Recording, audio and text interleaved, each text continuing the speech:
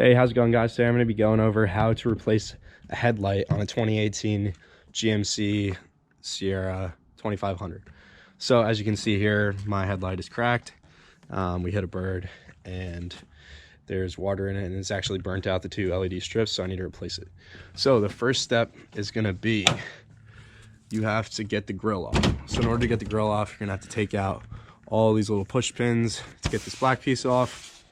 Then there's some bolts, and then you're just going to pull the grill off. So I'll start working on that. All right, guys, so like I said, the first thing you're going to have to do is pop all these little pins out. So all you got to do is get a flathead screwdriver, carefully pry it up a little, and then pop the whole thing out like that.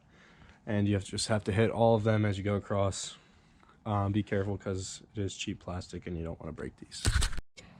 Okay, so now that we have all these out, this is going to be able to just be lifted off and set down somewhere. And what this will reveal is there's 4 10mm bolts going across that you have to take out.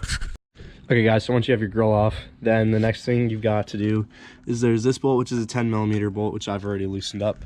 And then you have to go inside the wheel well, and you have to take this 7mm bolt out, because you need to peel this back a little bit so that you can take this whole panel off next. And in order to get this panel off, once you have those 2 bolts out, you're going to just carefully pry it off, and it looks like there's push tabs that you can kind of get at with a small screwdriver, but always just be careful because everything is plastic. Okay, guys, so I wanted to show you this before I keep going. So what you have to do is you have to start on the inside and slowly pull it out, and there are these black tabs right here. And what you have to do is you have to take a flathead and you just have to pop them up very carefully, going one by one. And then as you'll see over here, there's a big one, and then the rest of this is push pins, so you'll be able to pull it right off. Okay, guys, so here's the piece actually out, as you can see. You started from the right side, pop these off, pull carefully. What I ended up having to do was take out one of the T15 Torx screws that holds in this wheel well liner. And if you look here, this is double-sided sticky tape, so I did end up popping it off. But I'll just get some new tape and put it on there. But this now reveals the bolts that you need to be able to access. So there's one bolt here, one bolt here, one up here, and another one that is hidden under this. So I'll just have to pop this off really carefully. So 4 10mm bolts total. As you can see, my housing is completely cracked, and that's how water was getting in here. That's because we did hit a big bird. So I'm gonna get those bolts out, then take this out, and I'll show you guys what you do to get the next one in. Okay, so now that all of the bolts are out, we're gonna be able to actually pull the headlight out. You're just gonna have to wiggle it a little bit, and it should come right out. There we go.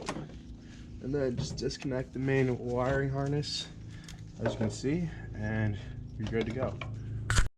Okay, guys, so here's my replacement headlight. So all we're gonna do is we're gonna reattach wiring harness, make sure it's connected and all good. Then we're just gonna put the headlight back into place the same way that we took the other one out. And it should slide in pretty easily. And then you're just going to reattach your bolts, and after that, the only thing left to do is I might have to adjust the beam a little bit to make sure that these two are even. Okay, guys, so as I was saying, once everything is back installed, you can see headlights in, working good.